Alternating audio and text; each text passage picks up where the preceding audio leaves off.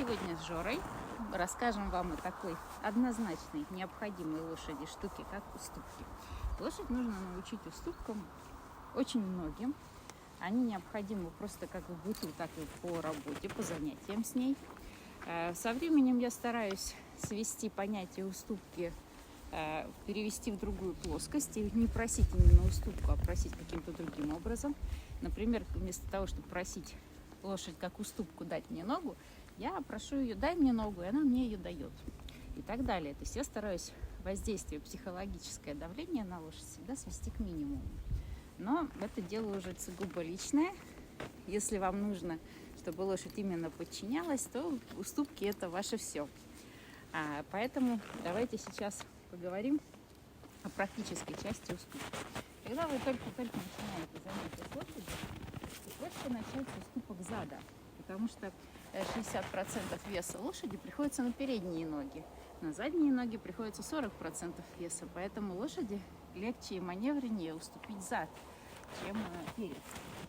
Поэтому начинать проще всего именно с этой уступки, потому что она будет лошади более легко дастся и более понятна. К задним ногам мы не подходим, потому что мы еще не знаем толком, как у нас лошадь будет реагировать, что и на все. Мы просто протянем туда руку. Давай в этом вернемся, чтобы было виднее. И подходим к середине корпуса, выставляем пальчики, нажимаем. Вот здесь со мной сначала, мы же к этому приучим. Для того, чтобы помочь лошади понять, что вы хотите, у нас вот на лошади есть медовика.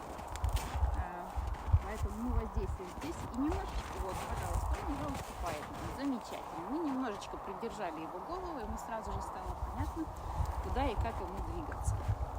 Теперь, когда у нас уже лошадь поняла, что от воздействия пальцев ей нужно уступать, теперь можно приступить к уступке передней части. Опять-таки мы используем психологическую хитрость, чтобы подсказать лошади, что же мы от нее ждем. Потом, разумеется, когда лошадь уже поймет, что мы хотим, мы помогать ей уже не будем, она уже сама должна все делать. Но на первых этапах мы лошади помогаем и подсказываем, чтобы ей было понятнее.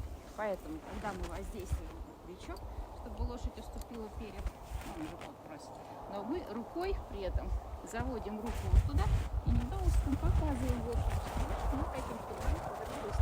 Молодец, ты умничка, ты красавчик, молодец. Таким образом мы проходим все уступки. И уступки ног, и уступки остальные мы просим так, чтобы лошади было понятно. Подсказываем. Например, я сейчас возьму угощение в одну руку, чтобы воздействовать на шею, чтобы лошадь опускала голову. Видите, он не понял вначале, что я хочу. Теперь я его рукой с угощением зову вниз. И он после нескольких сочетаний поймет. То есть моя следующая задача – это чтобы лошадь начала уже реагировать на воздействие именно руки. Да? То есть я вначале на лошади нажимаю, потом прошу его вниз. Вот так. Молодец. Постепенно он поймет, что именно от воздействия руки. Вот, пожалуйста, он уже это сделал. Да, ты молодец, ты классный конь. Да. Точно так же и здесь. Мы вначале воздействуем рукой. Вот, ай. Поросеночек. Да. Он не приучен к корде работать. Мы обычно занимаемся на свободе, поэтому вот он, пожалуйста, он уже легко уступает от руки, потому что он уже понял, что ему просим сегодня уступить. Да. А вот мы уже делаем боковое движение на меня. Да, ты красненький.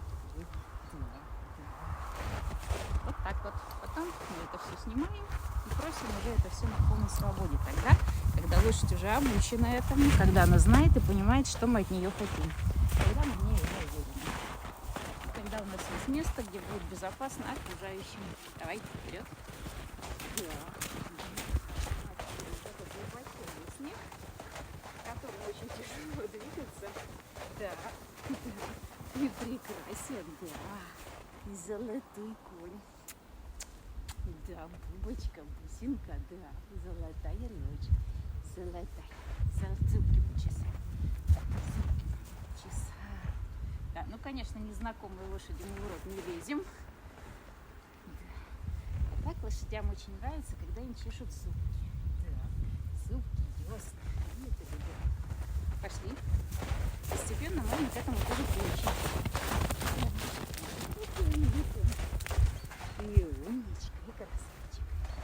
Давай заканчивай. Вот так. Ой-ой-ой. Ну красивый, красивый, да, знаю. Все об этом знают, да, что ты очень красивый у нас. Да, игручий конь. Небольшое дополнение к уступкам для тех, кто смотрит нас впервые. Для тех, кто смотрит нас уже, наш канал какое-то время, для них это уже само собой разумеется, но для начинающих маленькое замечание по поводу уступок. Итак, когда мы что-то у лошади просим, мы должны вначале ей об этом сказать. То есть в нашем случае, например, я ему скажу: Миша, прими. Обычно слово «прими» чаще всего используют тогда, когда хотят, чтобы лошадь уступила. После этого, когда я сказала «прими», я кладу ей в лошади пальцы легонечко, совсем без усилий, на плечо. Если лошадь не отреагировала, я совсем чуть-чуть добавляю усилий. Вот в случае с Мишей легкого давления достаточно, чтобы он уже уступил. Молодец. Хорошо. Иногда давление нужно еще усиливать, иногда нужно подключать недоуздок, иногда можно, вот, если нет недоуздка сейчас, и вам нужно лошадь подвинуть, можно помочь себе также рукой в голове. Вот тогда ему будет гораздо легче уступить. То есть каждый раз, когда вы лошадь чему-то новому учите или чему-то просите, вы вначале отдаете лошади команду, например, словесно, а потом уже начинаете непосредственно воздействие. Спасибо за внимание.